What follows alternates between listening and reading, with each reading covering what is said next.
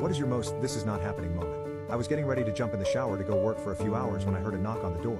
I had a pair of gym shorts on, so I went and answered it, and to my amazement, there were a bunch of cops outside.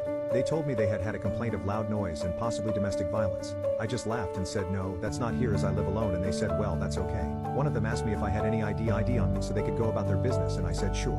My wallet was on the wall, right by the door, and so I pulled my ID out and handed it to one of the officers. He looked at it, and asked me if I could step outside. Again, I kind of chuckled and said yeah, no problem. As soon as I stepped out of the door of my house, the other officer said turn around, put your hands behind your back. I looked at him kind of funny and I said what for. He said turn around, so I turned around. I put my hands behind my back. Suddenly I felt handcuffs. As they set me down in front of the house on my bench, I asked one of the other officers what this was all about. He said there's a warrant out for your arrest.